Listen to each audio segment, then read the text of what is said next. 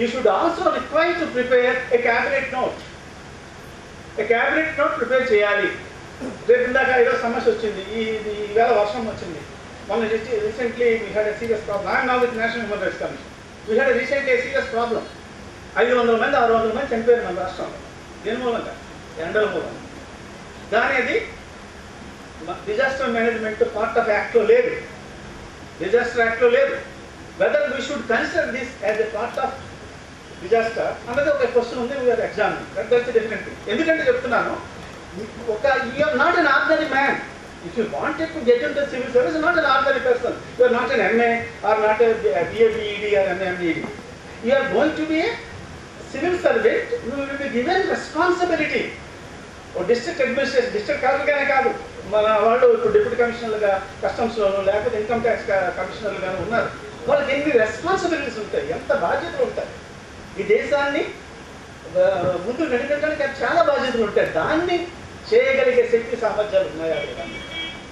అందుకు మీకు కావాల్సింది ఏంటి అంటే, ఒక పబ్లిక్ అడ్మినిస్ట్రేషన్లోనో, మ్యాథమెటిక్స్లోనో, జువాలజీలోనో, లేకుంటే తెలుగులోనో కొంత కాంప్రహెన్సివ్ అండర్స్టాండింగ్ ఉన్నంత మాత్రాన సరిపోదు. మీకు ప్రపంచవ్యాప్తంగా జరుగుతుంది. భారతదేశం ఐసోలేటెడ్గా లేదు, ఇట్స్ గ్లోబల్ విలేజ్ అయిపోయింది. ప్రతి విషయం తెలియాల్సి ఉంటుంది. రేపు పక్కన మనకి ఒక ఇంట్రెస్టింగ్ ఇష్యూ చెప్తా. నేను అప్పుడు యూపీఎస్లో ఉన్నాను, దాన్ని immediately call somebody told them. మా విశాఖపట్నం ఓడరేవుకి ఒక వెసల్ వచ్చింది. 4 రోజులుగా అక్కడే ఉంది ఆ వెసల్. వాళ్ళతో కమ్యూనికేట్ చేయడానికి వీళ్ళకి భాషలో వాళ్ళకి కొరియన్ షిప్. మనం ఎప్పుడు చూపు ఎప్పుడు కూడా ముందుకు కాదు, తూర్పుకు కాదు, మనం ఎప్పుడు పడవలకే. మనం ఎప్పుడు పడవలకి చూస్తాం చేత మనం ఇప్పుడు ఇంగ్లీషు లేకపోతే ఉర్దూ లేకపోతే హిందీ మార్చుకుంటాం తప్ప పక్కనే ఉన్నటువంటి థాయ్ భాష కానీ, పక్కన మనకు సివిలైజ్ చేసినటువంటి శ్రీలంక గురించి కానీ, సినిమాలు లాంగ్వేజ్ గురించి కానీ, పక్కన కొరియన్స్ గురించి కానీ, చైనీస్ గురించి కానీ, జాపనీస్ లాంగ్వేజ్ మనకు రావు. రాకపోయేసరికి ఏమైనా చాలా కష్టమైంది వాళ్ళతో కమ్యూనికేట్. ఎవరంటే వాళ్ళు ఏదో దొంగ షిప్ కాదు, మామూలు సాధారణంగా cargo ship. Then somebody from somewhere ఎవరినో పట్టుకొచ్చి అప్పుడు పంపించి communicated with them. It means what? ఎందుకు చెప్తున్నానంటే, ఇటువంటి సమస్య వచ్చింది అనుకోండి, యూఆర్ పోర్ట్ ట్రస్ట్ చైర్మన్ లేకపోతే మన వాళ్ళ ఎన్ఐఏలో ఉన్నారు. How do you deal with that issue? Do you have the capacity? Do you have the emotional intelligence, what we call the social intelligence? మీకుందా? దాన్ని డెవలప్ చేసుకోగలుగుతారా? ఒకప్పుడు మన సమాజం ఎలా ఉండేదంటే, జాయింట్ ఫ్యామిలీ, సొసైటీ, గ్రూపు, గ్రామము, కులము, వ్యవహారాలన్నీ ఉండేవి. ఇవన్నీ కూడా ఈ సోషల్ ఇంటెలిజెన్స్ ఇచ్చేది. Remember this is the real problem now. మనం ఏం చేస్తున్నాము ఇప్పుడు? ఎమోషనల్ ఇంటెలిజెన్స్ అని we are importing A culture. They're also importing a different kind of an attitude to deal with the issues. ఏం చేశామంటే, ఒకప్పుడు సమాజం అంతా కుటుంబం అంతా ఒకదానికి ఉన్నప్పుడు ఎవడు నా పక్కన ఉన్నవాడు ఏ విధంగా రియాక్ట్ అవుతున్నాడు, అతన్ని ఏ విధంగా నేను సాకాలి, లేకుంటే నేను చేస్తున్న తప్ప కాదా అన్న విషయాలు మనకు తెలుసుండేవి ఒకప్పుడు. అవన్నీ కూడా సమాజంలో మన విద్యా వ్యవస్థ, లేకపోతే మన కుటుంబం, మనం ఉన్నటువంటి కుల పద్ధతులు వీళ్ళందరూ ఇచ్చేవాళ్ళు. అవన్నింటికి దూరం అయిపోయారు. ఎవరు మనం కాదా? వెస్ట్రన్ సొసైటీలో individual is the hedonic society, అది ఇండివిజువల్ బేస్డ్ సొసైటీ. వాళ్ళకి అవసరం లేదు ఇంకొడతాం. దాని over period of time they realise that this is not sufficient. They wanted that they should be social intelligence. సమాజం గురించి ఆలోచించాలి. పక్కవాడు నా గురించి ఏమనుకుంటున్నాడో నేను తెలుసుకోవాలి, నా గురించి వాడు ఏమనుకుంటున్నాడో తెలుసుకోవాలి. ఇద్దరం కలిసి సాధించాలి. This is social intelligence. అది మనకి ఉండేది ఒకప్పుడు, చాలా ఎక్కువగా ఉండేది. అది తొలగించుకున్నాం. ఇప్పుడు దాన్ని తీసుకురావడానికి మళ్ళీ again getting into soft skills, social intelligence అని వస్తున్నాయి. ఈ సందర్భంలో మన దేశంలో ఉన్నటువంటి మీలాంటి పౌరులు భారతదేశానికి ఏ విధంగా ఉపయోగపడతారు? ఇవాళ ఒకప్పుడు పబ్లిక్ సెక్టర్ చేసాం, ఇవాళ ప్రైవేట్ సెక్టర్లో పబ్లిక్ ప్రైవేట్ పార్టిసిపేషన్ అంటున్నాం, పిపిపి మోడ్. ఒకప్పుడు లైసెన్స్ ఇచ్చేస్తే సరిపోయాయి, మిగతా వ్యవహారాలన్నీ జరిగాయి. ఇప్పుడు అలా కాదు. ఆ లైసెన్స్ ఇచ్చి దాన్ని మానిటర్ చేసి అది ల్యాండ్ అయ్యేలా లేదా వరకు చూసుకోవాల్సిన బాధ్యతలు ఉన్నాయి. ఆ సందర్భంలో చాలా వ్యవహారాలు జరుగుతాయి. ఈ పబ్లిక్ ప్రైవేట్ పార్ట్నర్షిప్ జరుగుతున్న సందర్భంలో నీకు ఇంటిగ్రిటీ అన్నటువంటిది క్యాండిడేట్కి లేకపోతే, ది ఆనెస్ట్ అనేటువంటి క్యాండిడేట్కి లేకపోతే వాడు తప్పకుండా తప్పు చేయడానికి అవకాశం ఉంటుంది. కాబట్టి తనకు ఉన్నటువంటి ప్రపంచ జ్ఞానాన్ని, ఇదంతా ప్రపంచ జ్ఞానమే. ఏది? ఈ జనరల్ స్టడీస్ గారు చేసినటువంటిదంతా కూడా ఇంతకుముందు చెప్పారు ఎక్కడో అలాంటి కమిటీ చెప్పినటువంటిదండి 2001లోనే పెట్టారు. 2001లో పెట్టిన తర్వాత దాన్ని తీసుకురావడానికి చాలా టైం పెట్టింది. ఇప్పుడు ఏం చేశారంటే జనరల్ స్టడీస్ ఎందుకు ఇన్ని సబ్జెక్టులు ఎందుకు వచ్చాయి? మొత్తం ఆయన అఫ్కోర్స్ ఆయన పెట్టిన 3 సబ్జెక్టులు పెట్టాడు, డివైడ్ చేశాడు మొత్తం నాలెడ్జ్ని. అకాడమిక్ నాలెడ్జ్ ఉంటుంది 3 సబ్జెక్ట్స్ని పెడితే 4వది ఏంటంటే మేము ఆల్రెడీ CSATలో ఇంట్రొడ్యూస్ చేశాం కాబట్టి ఎకాలజీ అని చెప్పేసి ఎథిక్స్ ఇంటిగ్రిటీ అన్నది చాలా ఇంపార్టెంట్. ఇది ఎలాగ ఇంపార్టెంట్ అంటే మనం చూస్తున్నాం గత 20 ఏళ్ళగా దేశంలో జరిగినటువంటి అనేకమైనటువంటి కార్యక్రమాల మూలంగా, ఆర్థికమైనటువంటి సామాజికమైనటువంటి కార్యక్రమాల మూలంగా గత 5-10 ఏళ్లలో జరిగినటువంటి రాష్ట్రంలో జరిగినటువంటి లేకపోతే మన దేశంలో జరిగినటువంటి అనేక సంఘటనలు మనం చూసాం.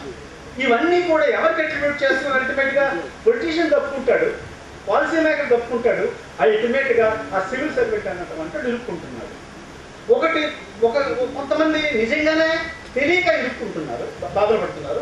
కొంతమంది ఇంటెన్షనల్గా చేసిన వాళ్ళు ఉన్నారు. వీళ్ళ నుంచి మనం ఎలాగా మనం తయారు చేయగలుగుతాం? ఈ కెపాసిటీ క్యాండిడేట్లో ఉందా లేదా? ఇటువంటి తెలివితేటలు వీళ్ళకి ఉన్నాయా లేదా? ఈ జ్ఞానాన్ని వాళ్ళు ఉపయోగించుకొని రేపు పొద్దున్న ఒక అధికారాన్ని వాళ్ళ చేతుల్లో పెడితే వాళ్ళు దేశాన్ని ఉపయోగపడతారా లేదన్నటువంటి ఒక దృష్టి అయితే మాకు తెలియకపోలేదు. ఈ విధంగా చేస్తే ఆ విధంగా ట్రై చేస్తారు.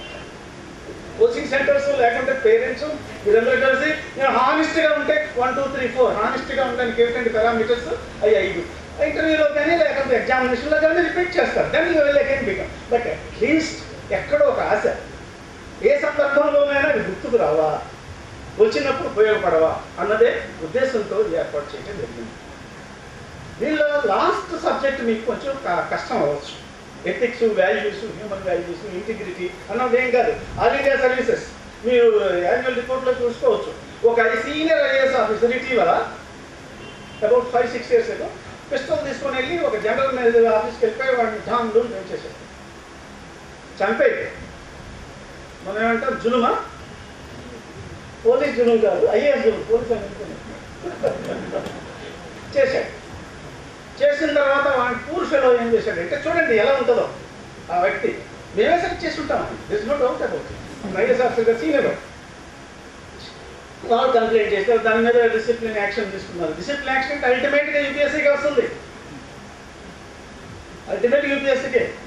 We have dismissed one ambassador also because he did not apply the foreign ministry's orders. అలాగా అల్టిమేట్గా ఏం చేశారంటే అతన్ని 3 major penalty, in fact major dismiss చేయాల్సింది, మేజర్ పెనాల్టీ ఇవ్వడం జరిగిందండి. వాడు అప్పీల్ చేసుకున్నాడు, గందరగోళం జరిగింది. అంతా నేను చెప్పుకోవాల్సి వస్తుందంటే అటువంటి క్యారెక్టర్స్ రావడం మూలంగా దేశానికి ప్రజలు జరిగే న్యాయం ఏముంటుంది? కాబట్టి ఆ వాల్యూస్, ఏ వాల్యూస్ అంటే పెద్దగా ఏ వాల్యూస్ ఏం కాదు. మీకు కోడ్ ఆఫ్ కండక్ట్ అని ఉంటుంది. ఆల్ ఇండియా సర్వీసెస్ వాళ్ళకి వేరేగా ఉంటుంది, అలాగే సెంట్రల్ సర్వీస్ వాళ్ళకి మిగతా వాళ్ళకి వేరేగా కోడ్ ఆఫ్ కండక్ట్ ఉంటుంది. ఆ కోడ్ ఆఫ్ కాండక్ట్ ప్రకారం మీరు కోడ్ ఆఫ్ కాండక్ట్ ఏమీ కదండి, మంచి బాలుడుగా ఉండవలను, తల్లిదండ్రులను ప్రేమించవలను, పక్క వాళ్ళని చూడవలను, ఇవన్నీ మనం జన్మలో చదువుకున్నవే. ఇవన్నీ చదువుకుంటాం, ఆచరించగలగాలి. చెప్పారు కదా నేను అనుకుంటాను, ఆచరించగలగాలి. ఆచరిస్తారా లేదా? ఆచరించగలిగేటటువంటి కెపాసిటీ క్యాండిడేట్లో ఉందా లేదా?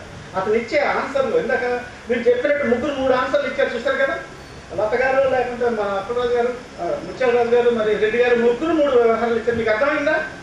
You have creative intelligence, you have already got it. ఒక్కొక్కది ఒక రకమైనటువంటి ఆన్సర్. You got it.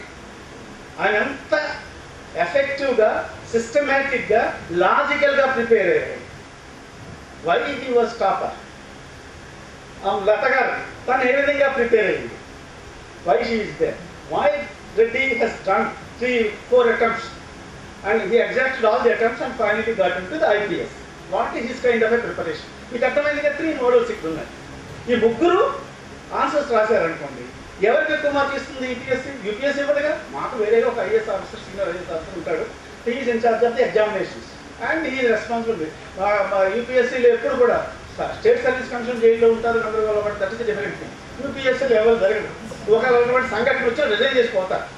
ఒక మహారాష్ట్ర నుంచి వచ్చాయన because of the problems of the Maharashtra state service కానీ అతను వచ్చాడు, అతను అరెస్ట్ చేస్తామంటే అతను రిజైన్ చేసుకోవాలి. That is the respect that we have for the UPSC. ఇంతవరకు ఏం లేదు, అక్కడ పనిచేశానని కాదు కానీ దానికి ఒక స్టాటస్, దానికి ఒక వ్యవహారం అని ఉంది.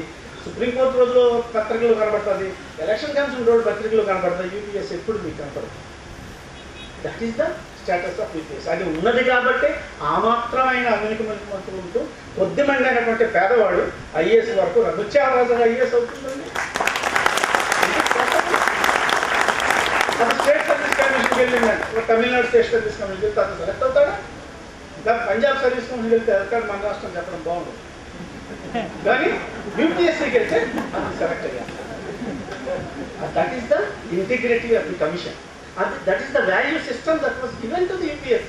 That is the mandate given to the UPSC. And therefore, we are translating that mandate through the examination system, through the process of recruitment. అది జరగాలి అని కోరుకుంటాం. అది జరగాలి అంటే మీలో ఇమీడియట్గా రేపు 2030 నాటికి అయిపోతారని నేను అనుకోవటంలో. ఎందుకంటే 1950లో 24,000 మంది రాస్తే పరీక్షలు, అందులో 1700 మంది మాత్రమే సెలెక్ట్ అయ్యారు, అంటే 8%. 1980 నాటికి వచ్చేసరికి 4 లక్షల మంది రాస్తే కొన్ని 100 మంది సెలెక్ట్ అయ్యారు, అంటే 0.8% పడిపోయింది. 2012 నాటికి నేను అప్లికేషన్ మనం చెక్ చేస్తే 21 లక్షల మంది. I'm not talking about only civil services. Civil service అంటే 1 మంత్ అసైడ్ ఫర్ యూపీఎస్సీ, మీకు తెలుసుకోలేదు. We have several other things. UPSC several other things, so many things. జియాలజిస్టులు, మెడికల్, ఇంజనీరింగ్ ఎప్పుడు రావట్లేదు ఆంధ్ర నుంచి. ఇంజనీరింగ్ నాకు చాలా కోపం. ఇంజనీరింగ్ సర్వీస్కి ఎవడో రాడు. ఏమంటే 20 ఇయర్స్లో నేను ఇంజనీరింగ్ సర్వీస్, మెకానికల్ ఇంజనీరింగ్ చదువుకున్నవాడు, ఎలక్ట్రికల్ ఇంజనీరింగ్ చదువుకున్నవాడు కష్టపడి 1 year కష్టపడి సివిల్ సర్వీస్ 22nd ఇయర్లో వస్తే general manager of South Central Railway అవుతాడు. Why you are not doing it? మనకు ఉన్నటువంటి సమస్యలను తీర్చగలరు. ఎందుకు అలా ఆలోచించట్లేదు? ఎప్పుడు ఐఏఎస్ కొడత అక్కడ ఉన్నాయి 45, 46 ఉన్నాయి తను సరే అయ్యేటప్పుడు. ఇప్పుడు 150 పెరిగింది. ఐపీఎస్ కూడా పెంచారు కాబట్టి 150 పెరిగింది. 300 ఇంకో 5-6 ఏళ్ళు ఉంటాయి, తర్వాత తగ్గిపోతాయి. ఎందుకంటే మొత్తం cadre strength is around 5,000 only. ఇది ఐపీఎస్ ఆర్ ఐఏఎస్. ఇవి కాకుండా ఇన్కమ్ ట్యాక్స్ అవి 200. ఇవి కాకుండా వేరే సర్వీసెస్ ఉన్నాయి. ఎందుకు ప్రయత్నం చేయరు? మీరు చేస్తున్నటువంటి ఈ క్రిటికల్ ఎఫర్ట్ దానికి పెట్టగలిగితే చాలా మంది సెలెక్ట్ అవుతారు. అలాగే నేను వద్దని డిస్కరేజ్ చేయట్లా. My interest is to see that how the Andhra fellows can come into the policy making and the engineering services or other services. But higher లెవెల్కి వస్తే మనం దేశానికి ఉపయోగపడతాం. అలా చేయట్లేదు ఎవరు. అందుచేత మీరు చేయాల్సింది ఏంటి అంటే ఈ 4 పేపర్లు ఇప్పుడు జనరల్ స్టడీస్ కింద కన్వర్ట్ చేయడానికి చాలా కారణాలు ఉన్నాయి. ప్రధానమైనటువంటి కారణం ఏంటంటే ఒక సబ్జెక్ట్ నాలెడ్జ్ అన్నటువంటి తర్వాత డెవలప్ చేసుకుంటారు. Mutyalaraju is only electronic engineer, mathematician for instance. అతని బ్యాక్గ్రౌండ్ ఏంటి? It not just like that. మీరు అనుకుంటున్నారు, పొరపడుతున్నారు. he studied in the Indian Institute of Science, Bangalore. What is its institution? దానికి ఒక ఔరా ఉంటుంది, దానికి ఒక మ్యాండేట్ ఉంటుంది, దానికి ఒక క్యారెక్టర్ ఉంటుంది. And somebody from XYZ engineering college, BTech communications and electronics అని వస్తాడు. What is it? Is unknown institution. దాని క్యారెక్టర్ ఏముంటుంది ఆ ఇన్స్టిట్యూషన్కి? ఎవరితో ఇంటరాక్ట్ అవుతున్నారు? ల్యాబొరేటరీస్ ఉన్నాయా? కనీసం ల్యాబొరేటరీ ఎక్స్పెరిమెంట్స్ చేస్తున్నారా? మొత్తం లెసన్స్ అన్ని చెప్పారా? లేకపోతే పుస్తకాలు ఇచ్చి రాయించేసి డిగ్రీ ఇచ్చేసారా? వీళ్ళు కూడా వస్తున్నారు సివిల్ సర్వీస్. పుట్టిన దగ్గర నుంచి ఏ రోజు కూడా పేపర్ చదివినటువంటి వాళ్ళు, ఇంటికి పేపర్ రానటువంటి పేద కుటుంబాలు. ఆ ఊళ్ళో రీడింగ్ రూమ్ ఉన్నారు. ఈ పేపర్లు ఏం చదువుతారా? తెలుగు పేపర్లు ఏం చదువుతారా? ఇంగ్లీష్ పేపర్లు చదువుతారు. పేపర్లు ఏం వస్తాయిరా? సినిమాకు పోదాం, లేకపోతే టీవీ చూద్దాం. టీవీలో న్యూస్ వస్తుంది కదా, వాళ్ళు మా దగ్గర వస్తారు కదా. మనకి ఒక్కొక్క గ్రూప్కి ఒక్కొక్క ఛానల్కి ఒక్కొక్క 10 మంది ఉంటారు. వాళ్ళు వచ్చి మాటలు చెప్తున్నారు, అది విన్నాం, సరిపోతుంది. That won't help you. ఇది ఒక రోజులో వచ్చేది కాదు. Civil service is a culture. Civil service is a culture. చాలా మంది యూపీఎస్సీ మీద కొన్ని నిందలు వేసిన వాళ్ళు ఉన్నారు. ఎట్లా అంటే అతను రేపు 20 ఏళ్ళ తర్వాత మన ముత్యాలరాజు గారు అబ్బాయి సివిల్ సర్వీస్ సెలెక్ట్ అవుతాడు. అవడానికి అవకాశాలు ఎక్కువ ఉన్నాయి. ఎందుకు అంటే ఆయన ఇంట్లో ఉన్నటువంటి కండిషన్స్ ఏంటి, ఆయన ఏ మనుషులతో వస్తున్నాడు, ఏం ఇంటరాక్ట్ అవుతున్నాడు, ఎన్ని బుక్స్ ఉన్నాయి, ఎన్ని న్యూస్ పేపర్లు ఉన్నాయి, ఇవన్నీ కూడా they are called informal knowledge. Non formal education అంటే నాన్ ఫార్మల్ అంటే కూర్చొని చదవడం కాదు. ఇవన్నీ కూడా బస్ స్టాండ్లో కూర్చొని చూడడం మూలంగా బస్సు ఎత్తువైపోతుందని చెప్పడం కూడా నాలెడ్జ్. ఇటువంటి నాలెడ్జ్ అన్నటువంటి స్ట్రక్చర్ ఐఏఎస్ ఫ్యామిలీస్లోనూ సివిల్ సర్వీస్ ఫ్యామిలీస్ ఉంటాయి కాబట్టి వాళ్ళ పిల్లలు సెలెక్ట్ అవుతారు. Not that UPSC is really helping them, no not at all. There is no bias. అందరూ ఒకటే. అసలు నిజానికి ఏంటంటే నేను రాయపాలు ఉన్నప్పుడు చాలామంది సౌత్ ఇండియన్స్ వీళ్ళు వస్తున్నారని చెప్పి మేము వింటర్ తప్పితే సూట్ వేసేవాళ్ళం, ఇలాగే వెళ్ళేవాళ్ళం. Let us think that we are all the same persons. I used to say కూర్చోమ్మా, తెలుగులో వస్తే తెలుగు అమ్మ అయితే కూర్చోమ్మా, లేకపోతే కూర్చోండి బస. We used to make them comfortable.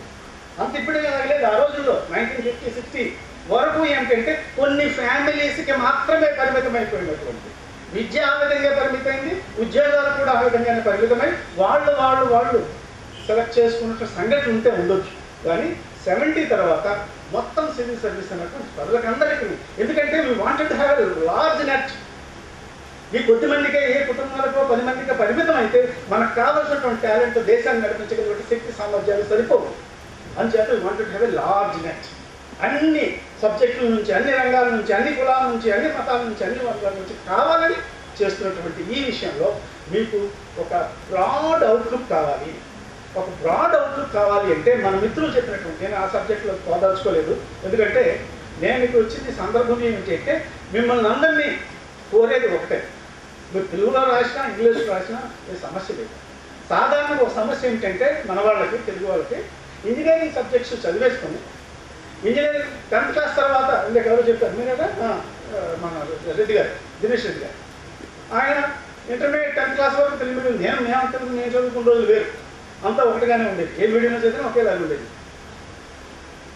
మా father elementary school teacher, he used to speak in Telugu, in English very fluently with his superiors. But now English is gone. మొత్తం హై స్కూల్లో ఇంగ్లీష్ పోవడం చేసి పారేశారు, ఎవరు పాఠాలు చెప్పడం లేదు. ఏమంటే స్పోకెన్ ఇంగ్లీష్ బోర్డు పెట్టుకొని అక్కడ చెప్పుకుంటున్నారు. అంచేత ఏమైంది అంటే మీకు తెలుగు భాష రావట్లేదు, ఆ వాక్య నిర్మాణంలో తెలియట్లేదు, ఇంగ్లీష్ గురించి భయపడిపోతా ఉన్నారు.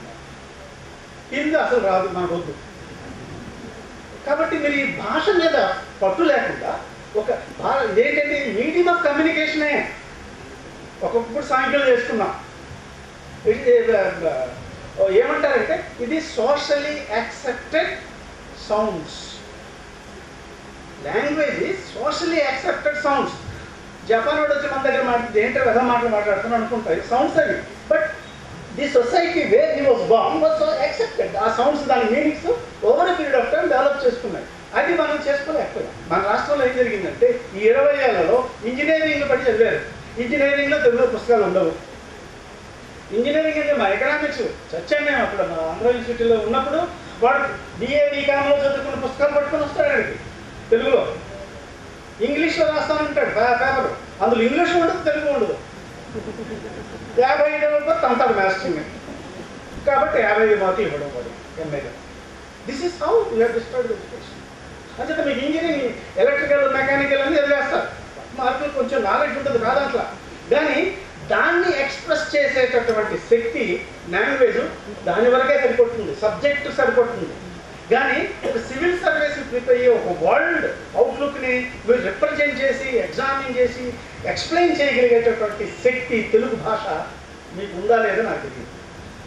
దానికి సంబంధించి ఈ ట్రాన్సిషన్ ఫ్రమ్ ఇంగ్లీష్ టు తెలుగులో వచ్చినటువంటి సమస్యలు ఏమిటని ఏ కోచింగ్ సెంటర్ రీసెర్చ్ చేసిన పరిస్థితులు లేవు. మన యూనివర్సిటీస్ కూడా లిటరేచర్ మీద చేస్తున్నాయి తప్ప లాంగ్వేజ్ మీద చేసినటువంటి సందర్భాలు కూడా లేదు. మనకు వచ్చినటువంటి, మనం రోజు వింటున్నటువంటి ఈ మాధ్యమాలు కూడా మనకి ఎటువంటి శక్తి సామర్థ్యాలు ఇస్తున్నాయో మనకు తెలియదు. అంచేత ఇంగ్లీష్ మీడియం చదువుకున్నటువంటి ఇంజనీరింగ్ చదువుకున్నటువంటి వాడు తెలుగులో రాసేటప్పుడు అది స్వచ్ఛంగా రాయగలుగుతున్నారా? ఎందుకు ఆ పేపర్ దిద్దేవాడు తెలుగు వస్తుంది కదా, వాళ్ళనే కదా మేము పిలుస్తాం. ప్రొఫెసర్లు, సీనియర్ ప్రొఫెసర్స్ వస్తారు, వాళ్ళకి తెలుగు వస్తుంది, వచ్చిన వాళ్ళనే పిలుస్తాం. వాళ్ళు రాసేటప్పుడు ఇంగ్లీష్ కన్నా తెలుగు కాక ఉన్నప్పుడు నువ్వు రాసావనుకుంటా, మొత్తం ఎక్స్ప్లెయిన్ చేసాను అనుకుంటా, అది ఎక్స్ప్లెయిన్ చేయడానికి అవకాశం ఉంటుంది. కాబట్టి మీరు ముఖ్యంగా తెలుగులో రాయడానికి అభ్యంతరం లేదు. తెలుగులో ఎక్కువ మంది వచ్చారు. లాస్ట్ 2011లో 25% తెలుగు స్పెషల్ తీసుకొని వచ్చారు. నేను ఒక మాట కూడా సరదాగా UPSCలో మేము లంచ్లో ఉంటాయి, ఎవ్రీ వీక్ లంచ్ లేకపోతే every month we had a meeting. దీనిలో అన్నప్పుడు Agarwal very close friends, Agarwal చూసి దట్ ఇన్ అంతా 4 years తెలుగుస్ విల్ డామినేట్ అన్న, డామినేట్ చేస్తారు. అలాగంటావా? ఎందుకంటే ఇప్పుడు ನಾವು ఆ జోకులు అనేవండి, this is not only UPPSC, UP Punjab service commission, except me there was none. మనం యూపీ పంజాబ్ మనుషులే ఉంటారు అందులో, సౌత్ ఇండియా నేను ఒక్కటే ఉండేవాడు. కాబట్టి ఇక 4 years, ఎందుకంటే ఇన్ని కోచింగ్ సెంటర్లు రకరకాల వ్యవహారాలు జరుగుతున్నాయి ఆంధ్రాలో. 4 ఏళ్లలో ఇంకా మా వాళ్ళు డామినేట్ చేస్తారని చెప్పాను. ఇప్పుడు UP, Rajasthan, no more Orissa, no more Bihar. UP, Rajasthan dominate చేస్తుంది. ఎందుచేతనంటే వాళ్ళు హిందీలో రాయగలుగుతున్నారు. హిందీ మీడియం రాసిన ఇంజనీరింగ్ చదువుకుని హిందీ కూడా రాయగలుగుతున్నారు. ఎందుకంటే వాళ్ళ వ్యవహారిక భాష హిందీ. మన వ్యవహారిక భాష ఏంటంటే నాకు తెలియదు. ఏం మాట్లాడుతుందో మనం తెలియదు, ఏ భాష మాట్లాడడం తెలియదు. అంటే ఎక్స్ప్రెస్ చేయలేకపోతున్నారు తెలుగు మీడియం రాసి. ఇంగ్లీష్ రాబడి ముచ్చట చెప్పినట్టు మీరు ఇంగ్లీష్లో కూడా న్యూస్ పేపర్ చదివి కాంప్రహెన్షన్ మీకు లేదు. అయితే అలవర్చుకోవాలి. కాంప్రహెన్షన్ అంటే ఇమీడియట్గా రేపు నవంబర్లో, డిసెంబర్లో రాస్తుంటామంటే you have your own plan, do it. But next 2-3 yearsలో అవుతున్నటువంటి వాళ్ళు 2 years మీకు ఇప్పటి నుంచి ప్లాన్ చేసుకోండి. వాళ్ళు చెప్పారు, ముత్యాలరావు గారు చెప్పారు, రెడ్డి గారు చెప్పారు, వీళ్ళు చెప్పారు. దాన్ని సిస్టమేటిక్గా ప్రిపేర్, దాని మీద ఏం చేసి 18 hours, yes, no doubt you have to work for 18 hours. ఆయన ముత్యాలరావు గారు చెప్పి చాలా సిస్టమేటిక్ ప్రిపేర్ అయ్యాడు. I'm really very happy and appreciative of the kind in which he prepared for the examination. అది సిస్టమేటిక్గా ఉంది. ఎందుకంటే చాలామంది గ్రామాల నుంచి వస్తారు, డిఫరెంట్ కుటుంబాల నుంచి వస్తారు. వాళ్ళు రైతు కుటుంబం నుంచి వస్తాడు, ఒకటే ఐఏఎస్ ఆఫీసర్ పిల్లలు వస్తాడు, ఒక రిక్షా కార్మికుడు వస్తాడు. వీళ్ళంతా రిక్షా కార్మికుడు పిల్లలతోనే కలిస్తే వాడికి ఏమీ రాదు. వీళ్ళు ముగ్గురు కలిసి, ఐఏఎస్ ఆఫీస్ పిల్లలు, లేకపోతే రైతు పిల్లలు, లేకపోతే రిక్షా కార్మిక పిల్లలు ముగ్గురు కలిసి ఒక చోట కూర్చొని ఒకరితో అభిప్రాయం